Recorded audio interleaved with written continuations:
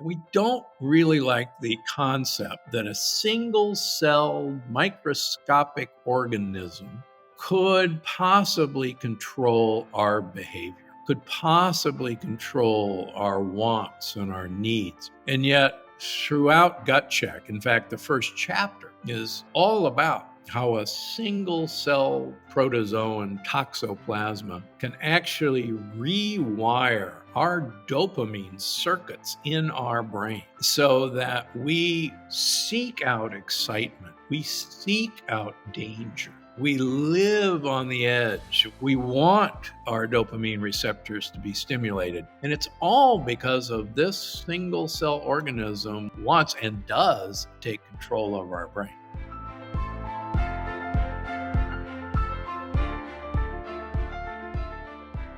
Dr. Gundry, I've heard you say that our skin is a reflection mirror of our gut health. Can you expand on that a little bit? And what are some of the key indicators that we should be looking for both a healthy gut in our skin and then also the alternative? Yeah, and I think one thing people should realize is that our gut, which is the same surface area as a tennis court inside of us, is literally our skin turned inside out. And one of the things that's really hard for me and other people to get their head around is that everything that we swallow and all of our gut microbiome, the 100 trillion organisms that live inside of us, actually is outside of us. The example I use is if I'm going in a tunnel under a river, I see a car going into the tunnel and it comes out the other side of the river and it's not wet. And yet I definitely saw it go into the river. Well, why isn't it wet? Well, because that passageway was actually outside of the river. And what's really weird is everything that we eat, everything that lives in there is outside of us in contact with outside of our skin. And what that means is that the skin is a barrier to outside influences, but we know that the skin can absorb things. We know it can absorb sunscreen, for instance, which is a bad thing. It can absorb vitamin D if we put on it. So everything that goes into us is outside of us, but we have the same barrier that's only one cell thick. And so things that happen on the inside skin, because it's actually the same tissue, is frequently reflected on the outside skin. So that if you've got, for instance, psoriasis, let's just use that as an example, that's a really good indication that the inside skin, the lining of your gut, looks just as bad and is just as inflamed as what you're seeing on the outside. Eczema, for example, if you've got eczema, there's eczema on the inside of your gut as well. Even acne. Acne is a sign of a disturbance on the inside of you that's now showing up on the outside. A lot of middle-aged women have adult acne called rosacea, and they get all these creams and all this stuff. Every one of them in my practice, we see that they have a damaged inner gut lining and they have a damaged microbiome. And when we fix that damage, they don't need any creams. It all goes away. When we fix that damage, people's psoriasis goes away. It all clears up. Their eczema clears up. So, yeah, it's what happens inside the gut doesn't stay inside the gut. It lets you know often on your skin. Yeah, God, there's so much there just to unpack with that first question there. You gave a couple of different examples of some of these skin. I don't know if they would be disorders or diseases. You kind of talked about eczema, psoriasis, acne, even the adult acne that you will see in middle-aged women. What is it the differences in the or within the gut that is going to reveal or produce those different, I guess, external looks? Yeah, that's a really good question. We know, at least from my experience and others now, that all autoimmune conditions come from a leaky gut. In fact, Hippocrates, the father of medicine 2,500 years ago, said all disease begins in the gut. The guy was right. What he should have said, but he didn't know at that time, is that all disease comes from a leaky gut.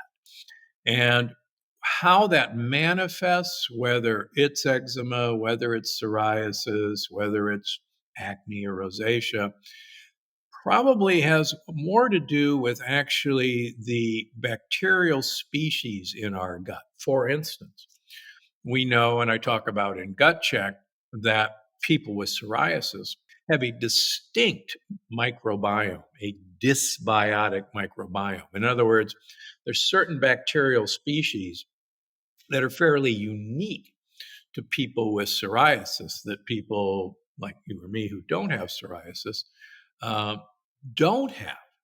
And when we reestablish a more healthy gut microbiome of biodiversity and we seal the leaky gut, then the psoriasis resolves, which is kind of what I do. I actually still see patients 6 days a week, even on Saturdays and Sundays. So because I get to see all this happen all the time. Yeah, can you unpack what it's a term that's thrown around a lot. I know the audience has probably heard the phrase before, but you mentioned the phrase leaky gut. Can you kind of expand on like what that actually means? I mean, you think leaky tire, right? There's a hole in it, air is coming out. Like, is there just a hole within our gut that bacteria or whatever is kind of excruciating out of? That's actually a pretty good description.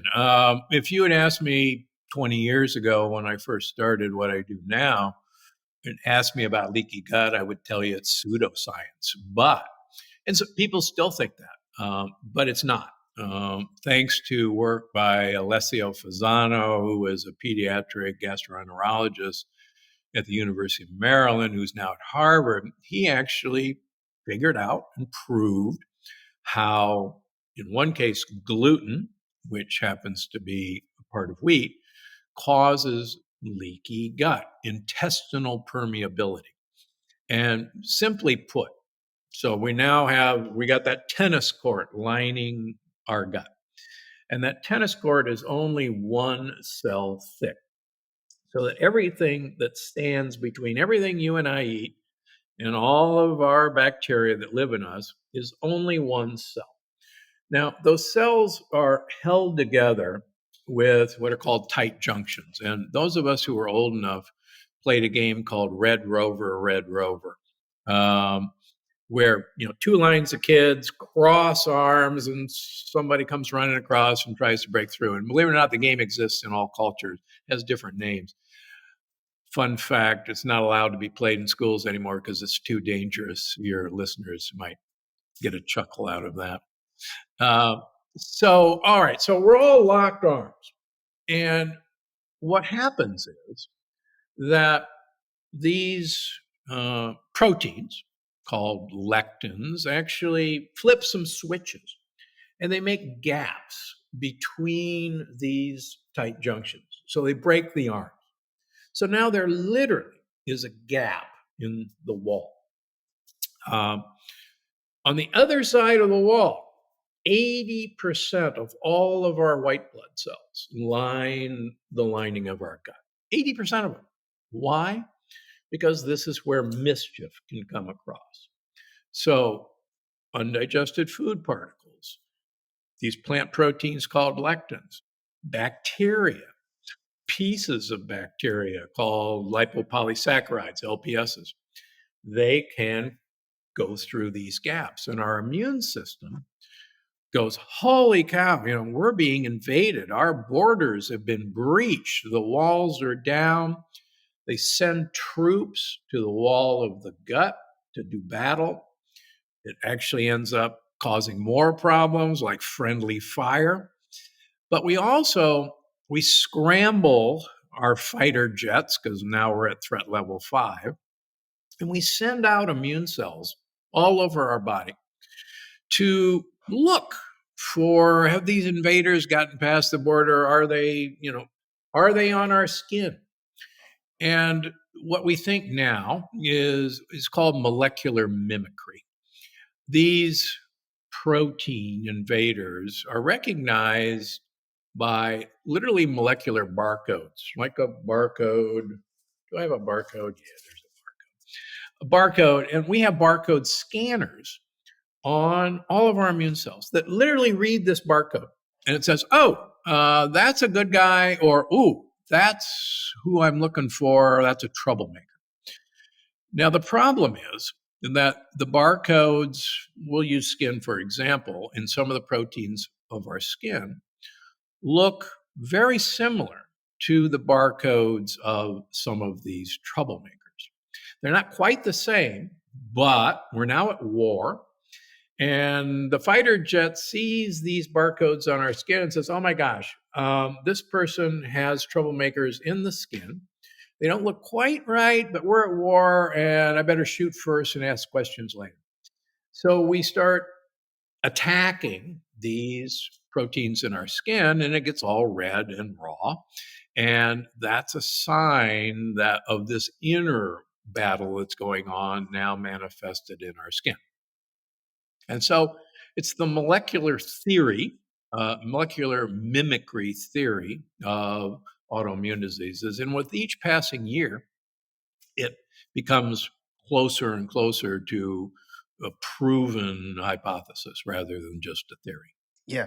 On this topic of skin here, you mentioned something back earlier on around sunscreen being a bad thing. And it's like I perked up and I'm sure, 90% of the audience was like, whoa. So I wanted to circle back to that because for me, it's been probably close to a decade since I put any type of sunscreen on my skin. And I don't have any damage at this point. I spend a significant amount of time. I live in Tampa, Florida. I make sure to get regular sun in the morning. I make sure to get out daily.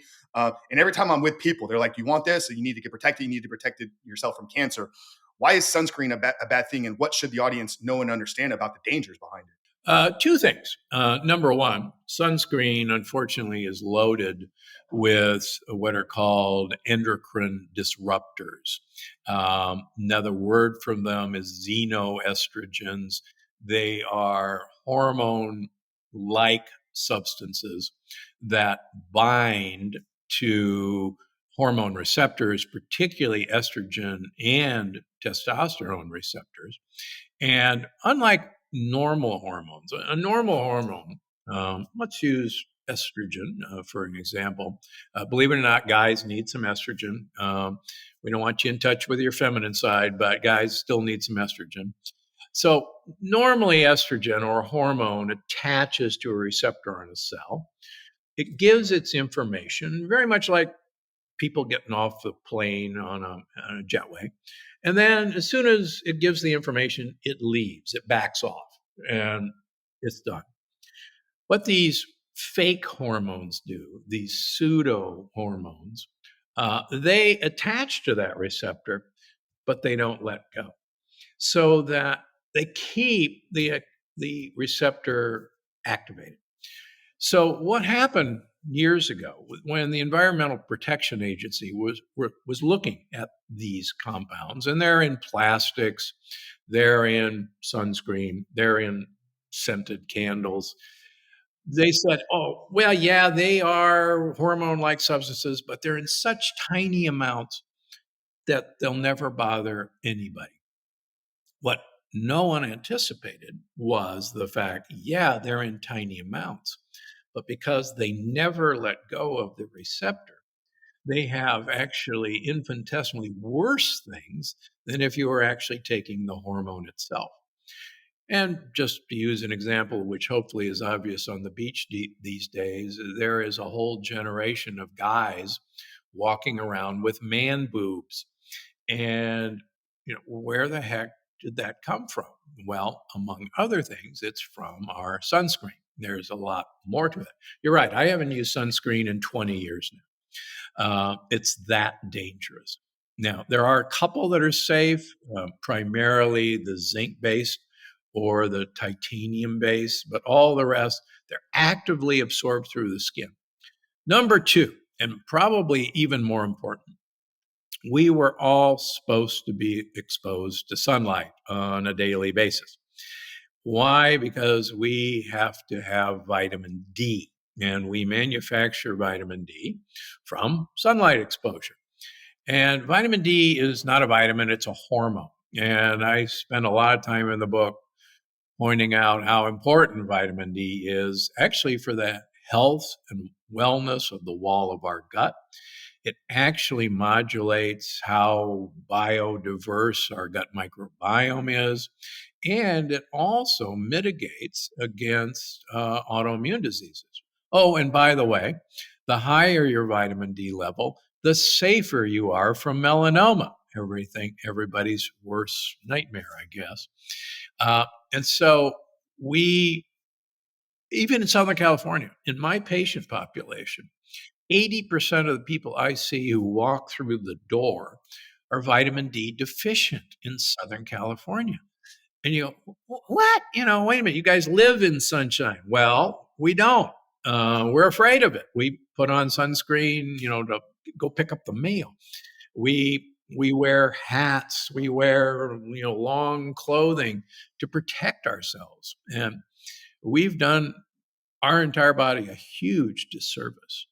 Um, in fact, the University of California, San Diego has a big vitamin D research lab, and they think the average American should take 9,600 international units of vitamin D3 a day to have adequate levels to, among other things, prevent cancer. And we know that people with cancer actually have very low vitamin D levels. So now, what people go, well, wait a minute, what about sunburn? Well, I eat my sunscreen. I eat huge amount. I eat time release vitamin C. I actually use a product that is it's a type of fern that blocks UV light that you take orally. And I have no relationship to the company, but it's called Fern Block, and it's a pill that blocks UV light. And I eat, like I talk about in the book, huge amounts of polyphenols that actively protect my skin. So there's all sorts of ways to mitigate the effect of sun exposure. Yeah, that was going to be my follow up question. There is there a direct link from gut health to how our skin reacts to sun exposure? And I think I heard you say, like, if you're getting sunburn, it's probably a clear indicator that maybe something on the inside of the lining is out of whack. Correct. Yeah. I mean, we have tremendous protection against UV light, against sun. In fact, I talk a lot about this in the book. Most of us, well, a lot of people have heard about polyphenols. These are these bright colored compounds in fruits and vegetables. It's fall right now in most of the country, heading into winter. All the leaves have turned these bright yellow, orange, red, purple colors. Those are actually the polyphenols in the leaves that were there all along, but we didn't see them because the green of chlorophyll covered them up. So once that green goes away, those are the polyphenols. So you go, well, what the heck were they doing in there? Well, plants get damaged by the sun. Uh, we have to have oxygen to make ATP. Plants have to have photons from sunlight to make ATP.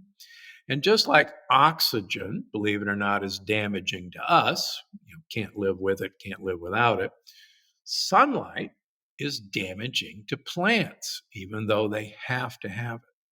So they manufacture polyphenols to protect their energy producing organelles, their mitochondria, which are called chloroplasts, from sun damage. Now, so when we eat these polyphenols, which we do every day, by the way, coffee is polyphenols, tea is polyphenols, dark chocolate is polyphenols, even red wine is polyphenols. So when we eat these things, our bacteria actually think they're the best thing since sliced bread. A poor analogy, but they change these polyphenols into things we can absorb. And what's really cool is the polyphenols protect our mitochondria from damage. So, come full circle, the more polyphenols we eat in our diet, the safer our skin is from damage from sunlight, which is what the plant made the polyphenols for in the first place. Cool. Yeah, no, that's great. We're kind of talking, very kind of, broad, general terms here, and I think, one of the things you kind of point out within the book is that there's certain countries or zones. I think they're referenced as blue zones that are maybe, I don't say more immune to some of these harmful effects of modern living, but they're maybe, is it managing it better? So, what is it about certain areas, these blue zones, that they're doing that the rest of us can kind of learn from? Well, yeah, I've got a whole chapter about the blue zones that is entitled "Cheese, Meat, and Cigarettes." Maybe the lessons from the blue zones are the wrong lessons. Uh, First of all, blue zones were coined by Dan Buckner, who was a National Geographic uh, correspondent. He actually has trademarked the term blue zone. And the blue zones were actually named at a meeting a number of years ago in Montpellier, France, where they had a map of the world, and one of the researchers took a blue magic marker, felt tip pen, and he circled 5 places in the world where he thought people had increased longevity. He didn't prove it, he just thought that those were good places to look. Just so happens I was a professor and chairman of heart surgery at Loma Linda University Medical School, which is in Loma Linda, the only blue zone in the United States. And so I guess I know quite a bit about blue zones. Anyhow, so the really interesting thing about blue zones is they, in general, live in hilly communities. Loma Linda means beautiful hill in Spanish. Uh, and they, for the most part, are actually goat and sheep herders. And unbeknownst to people who read about the blue zones, they get a lot of their longevity from goat and sheep yogurts and cheeses, believe it or not. And I showed why that's true in the book. The other thing, which is shocking, is that 4 out of the 5 blue zones get their longevity because they're big time cigarette smokers. And you go, what? What? No, no, no, that can't be. Well, it is. And for instance, Sardinia is one of the blue zones, an island of Italy. And there's kind of 2 parts of Sardinia. People either live down by the water or they live up in the mountains. It's only the people who live up in the mountains that have extended longevity. But it's only the men who have extended longevity, not the women. Why? 99% of the men smoke, only 25% of the women smoke. And normally men live about 7 years shorter lives than women. But the men exceed the women's lives, and they do so in Ikaria, Greece, another one. They do so in the Nagoyan Peninsula. And it turns out that nicotine is really good for longevity, and it's really good to keep people skinny. In fact, one of the most prevailing theories of why French women are skinny, despite eating baguettes and cheeses, etc., is that they're smokers. And it's the nicotine that actually benefits mitochondrial health. And I spent a lot of time explaining it in the book, and we probably don't have time. But now, I'm not telling anybody to go smoke. I'm not telling anybody to go vape.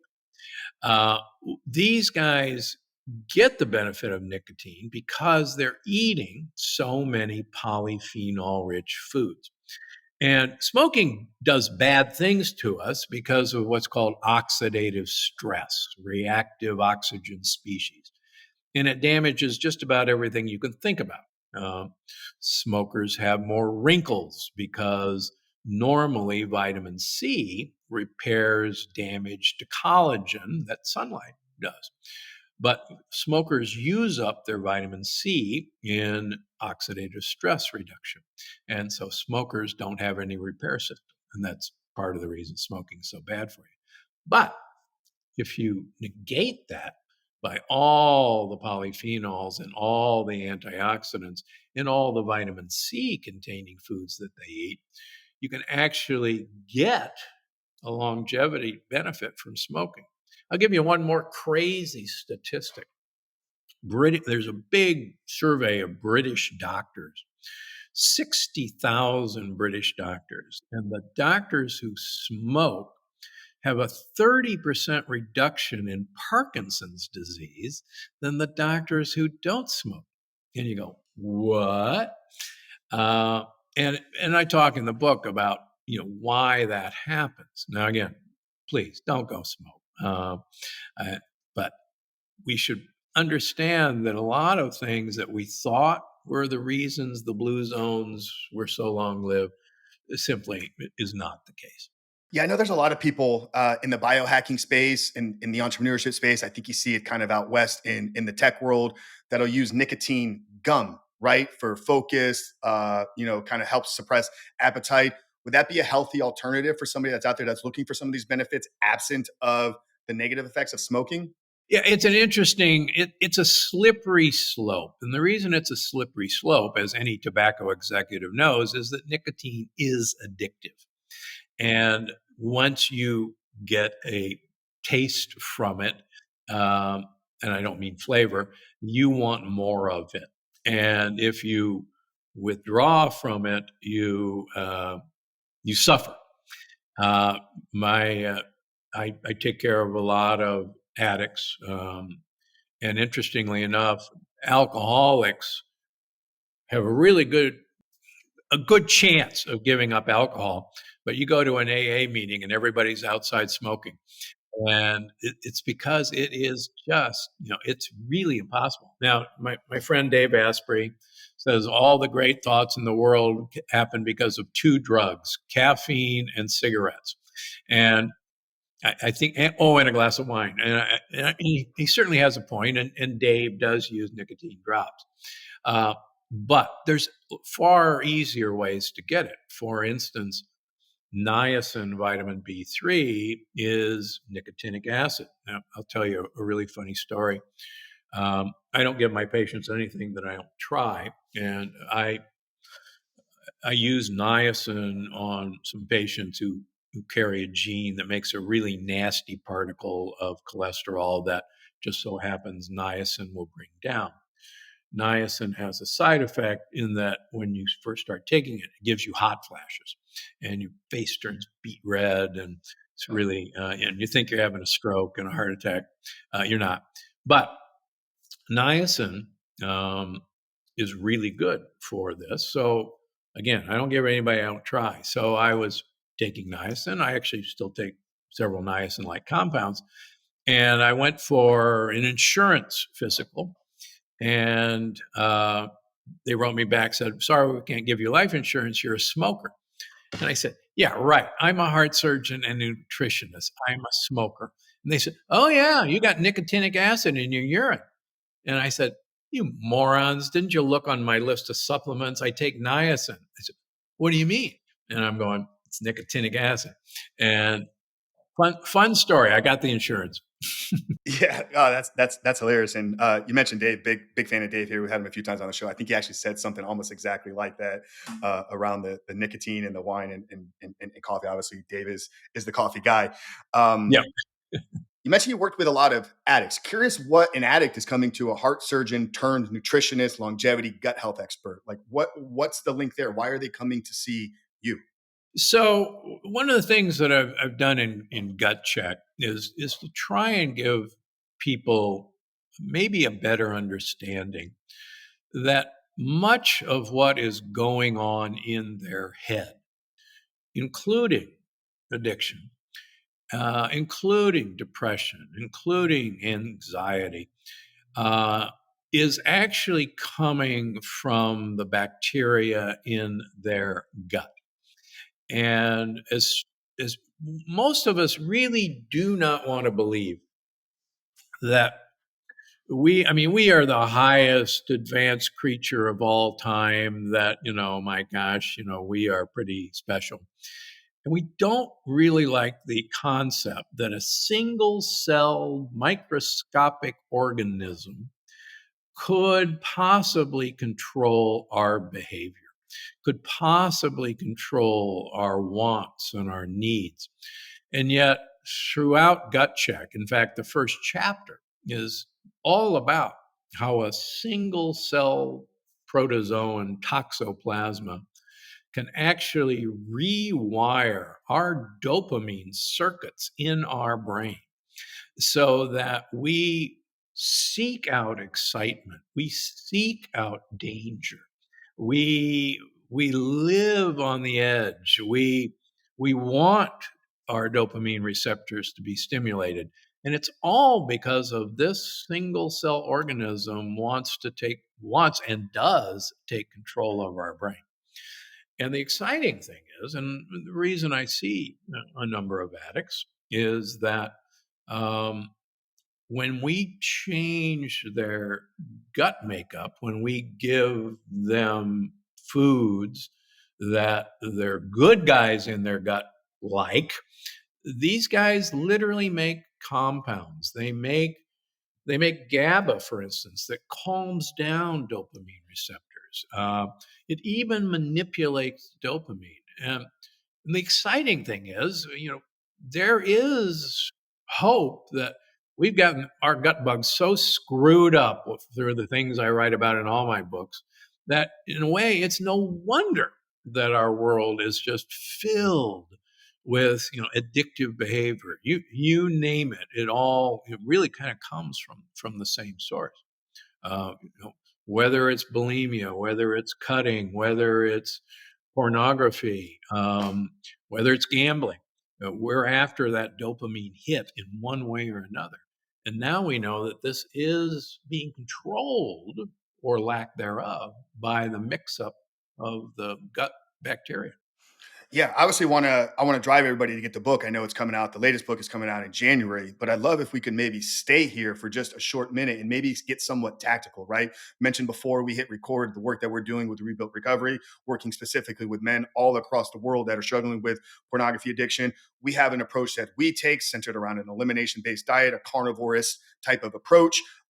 It's something that I experienced in my life, and without having any real scientific evidence to support, I'm like, this. There's something behind this, and I've had it validated multiple times with experts and doctors like yourself. So, for the guys that are out there, maybe listening this, that are maybe not a part of our program, they're maybe not into the coaching, but they're struggling with some of these addictive behaviors. Maybe it's with pornography, maybe it's with gambling, maybe it's with video games, maybe there's a woman out there that is struggling with maybe a shopping addiction. What are some steps that they can take with this toxoplasmosis that you were referencing there, like to actually begin to heal, reset, reboot, and get that healthy dopamine receptors firing in the way that we're now chasing the real dopamine and wanting to stay away from that artificial overstimulation? So one of the things we've come to realize is, there's 100 trillion bacteria in our gut. To give you some idea of how massive a number that is, recently it's been discovered a count that there's 3 trillion trees in the world. So that means, 3 trillion. It's a lot of trees, but there's 97 trillion more bacteria in our gut than there are trees in the world.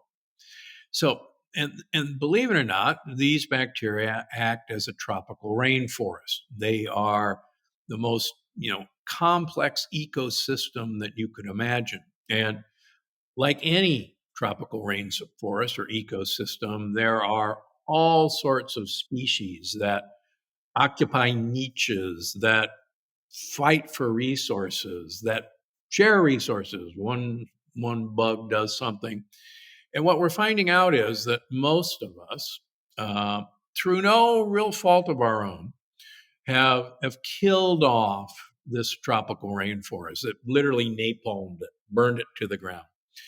And it's no wonder that we no longer receive all of these signals, all of these hormones, all of these manipulating bug factors We've killed them off with antibiotics that we've even either taken ourselves. Anybody gets a little sniffle, and some doc will give you an antibiotic, and it won't work because it's a virus, but you're going to take it anyway.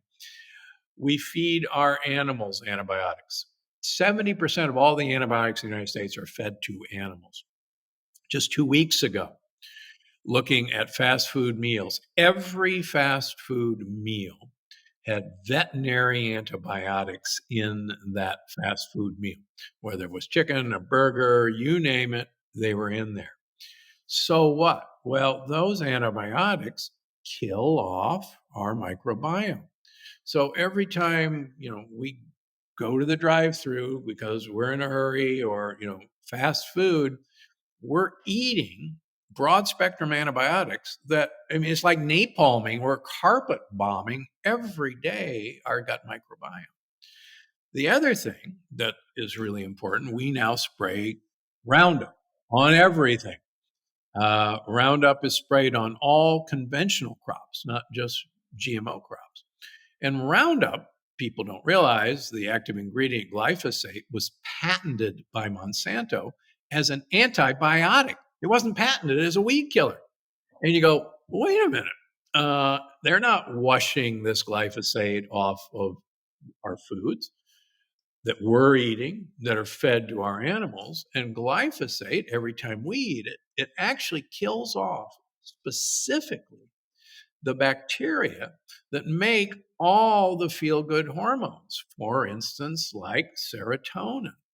And so it's no wonder that we're all anxious, we're all depressed, we're all, addicted to something to get a dopamine hit that never actually calms down because our bugs no longer make GABA, which tells dopamine, hey, just calm down a little, would you? So it's no wonder that we're all in this place. And we all want to point to social media and we all want to point to video games or whatever. But we really need to point to how we messed up this normal modulating factor. For instance, we know that women with bulimia or anorexia have a really crazy, weird microbiome. And if you correct that microbiome, their bulimia and anorexia go away. And, don't get me wrong, counseling's a great idea. But in most of these cases, it wasn't their overbearing mother or their absent father. It was probably the fast food that did it. Yeah, well, there's so much talk and conversation in the counseling, therapeutic, coaching space about getting to the root of these addictions. And I think so many people hear that and they're like, dad beat me in the past, dad was absent, I got bullied, maybe I was sexually abused, which obviously does happen, right? So I'm not negating any of that. What I'm hearing you say is oftentimes for a vast majority of these addictions, it's the root is the gut. Yeah. Just like Hippocrates said, all disease begins in the gut. I mean, how this guy knew this 2,500 years ago, I've spent, my career now trying to figure it out. And, I get closer to understanding it with every year. I mean, we didn't even know these guys, these 100 trillion organisms existed up until the start of the Human Microbiome Project in 2006. And it was just finished in 2017. I mean, it's like, discovering, that life can occur 5 miles deep in a black ocean and you go, well, nothing can live down there. And then you send a deep diving machine down there and go, oh my gosh, there's all these creatures down there. How can they exist? And they do. Yeah. Well, with the fact that so much of this has just been inundated into our modern way of living, right? With plastics, with the spraying on the food, with the fast food. I mean, sometimes like that's the only option, right? I know for it's never going to be the best choice, but for a lot of us, hey, maybe that is what we need to do. Maybe one time on a Saturday in between kids games or whatever, we're running out. We just need to grab some Chick-fil-A nuggets are great. Love the waffle fries, right? So all that stuff is there. So is it an 80-20? Like we need to be making sure that 80% of the time we're focusing on the right things and then knowing that, hey, 20% is going to be bad, or even that 20, is it still going to be destructive? And it's almost like how do we even manage this in the modern world today? That's a big question. So Yeah, that's a great question. So it takes, believe it or not, most people who walk into my office, and I see patients 6 days a week, have leaky gut, have intestinal permeability. And it can take a considerable period of time to repair it, but you can repair it. The good news is that probably every day we tear open a part of our leaky gut, part of our gut. But like I talk about in the book, if we've got a good repair system, then we can patch those holes pretty doggone quick. It's when we really don't have a good repair system that a lot of the problems happen. And one of the things I talk about in the book, and I'll bet your listeners appreciate this, the average American now eats 16 hours a day. 16 hours a day, from literally the second we wake up to the second we go to bed, assuming we're getting in bed 8 hours, which probably is not a good assumption.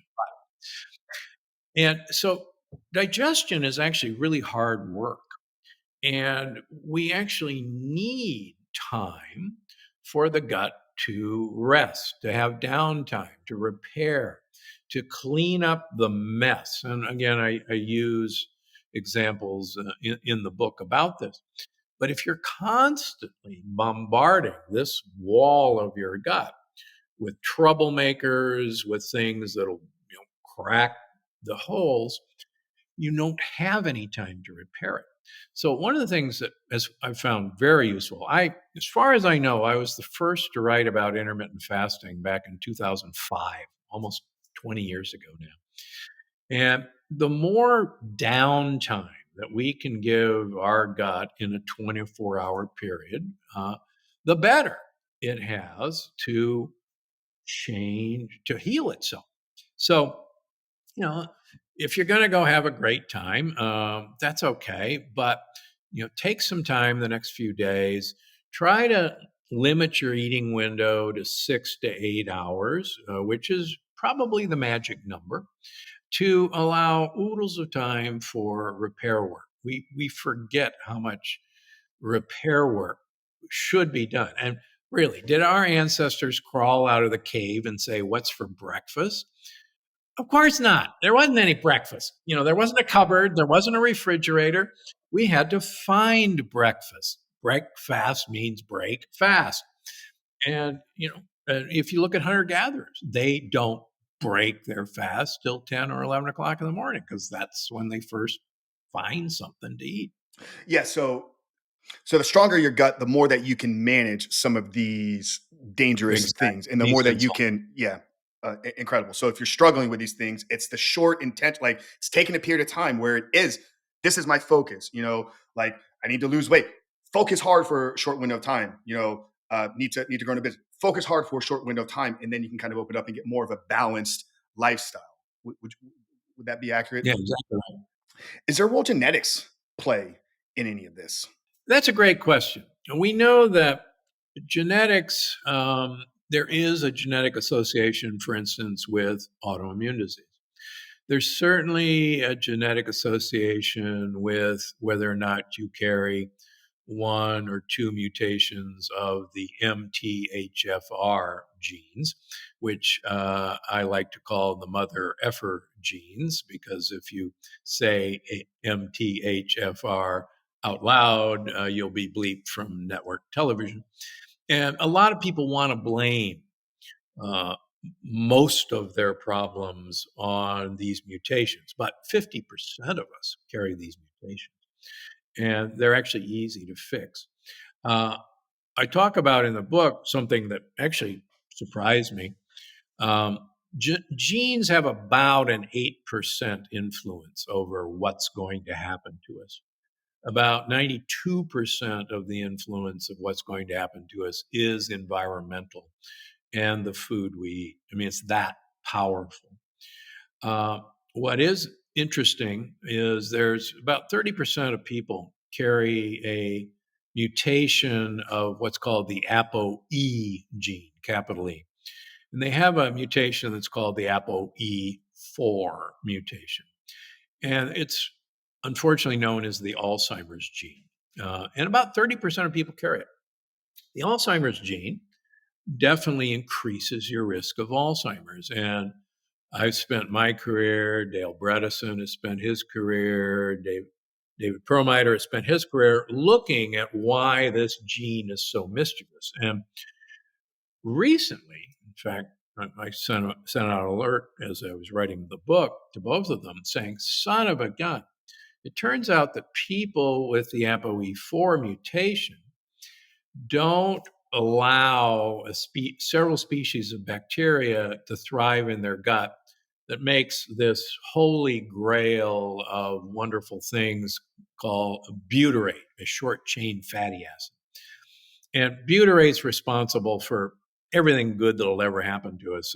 And I won't go into that because I spend a lot of time in gut check talking about it. But it turns out that that gene prevents the bacteria that make butyrate from thriving in these people's guts. And without butyrate, you actually have a much bigger increased risk of developing dementia. And so, for instance, with my patients who carry the ApoE4, and a lot of them do because it's why people come to see me, we now make sure they're actually getting butyrate producing probiotic bacteria, number one, and we're giving these people the foods that they need to eat to foster butyrate production. So genes can have a role in all this, but not as much as people think. Yeah. And then are there differences, I guess, in the genders? So men versus women, like are either one more susceptible? Do we need to be looking at things differently, or is it kind of like humans are humans? This is our gut. Great question as well. Two things. Number one, surprisingly, women develop more Alzheimer's than men, which usually shocks most people. More women get Alzheimer's than men do. The other thing that I write about in one of the chapters is we now know that, getting back to hormones, there are bacteria in our gut that are now classified as the estrobolome. That's a tough one, that actually modulate and make estrogen, progesterone, testosterone, and actually modulate their activities. And what's getting very interesting is, why is it that some women go through menopause without a blip? They don't have a hot flash, they don't have a mood change. Other women, they're throwing the covers off, the air conditioning's cranked on stun, and their husbands are walking around in parkas, and their personality has changed. Well, I study these long-lived people around the world, and one of the things that comes up all the time is when you talk about menopause, they go, "Huh? What are you talking about?" And I go, "Well, that change of life, and how'd it go? What do you mean? One day I was having periods, and the next month I stopped having periods. So what?" And it's like, you mean, and they don't even have words to describe it. So, and it's because they've got all these things arranged literally from the inside that gets them through all these passages that we associate with all these bad things happening to us. We also know that women who have a disordered estrobolome may have premenstrual tension, whereas women who have a disordered estrobolome, a normal estrobolome, will not get premenstrual tension, all really because of their bacteria. And if there's anything I can convince anyone, particularly make you feel better about whatever you're going through, is really a lot of this is, number one, not our fault. And number two, we can manipulate what's going on inside of us and really reap the benefits. A lot of what we view as out of our control really is in our control. Yeah, it's great we have access to you now and other guys like yourself that are really beginning to, like you said, shine light and prove what was said 2,500 years ago around the importance of our gut.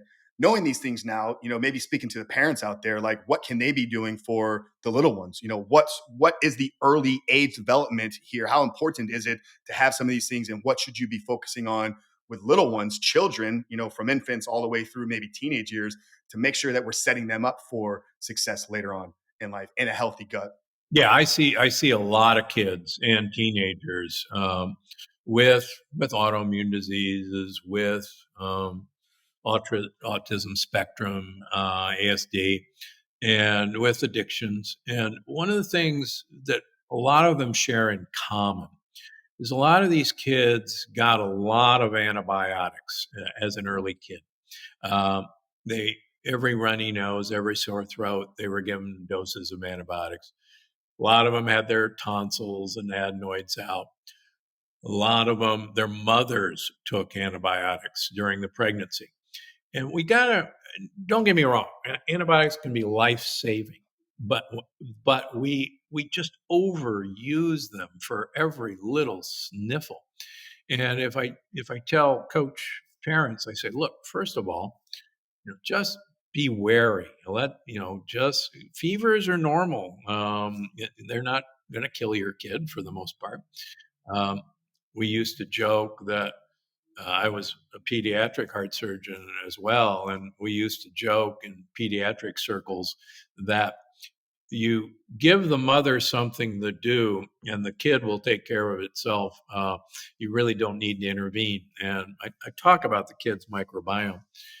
The more you can keep kids away from fast foods, take the juice boxes away. It is one of the most damaging things you can do to the gut microbiome of a child there is. Um, I make a joke, let's take a trip to the San Diego Zoo and look in all the cages. There are no juicers in the cages. Uh, give them a piece of fruit if you have to, but please don't give them concentrated fructose.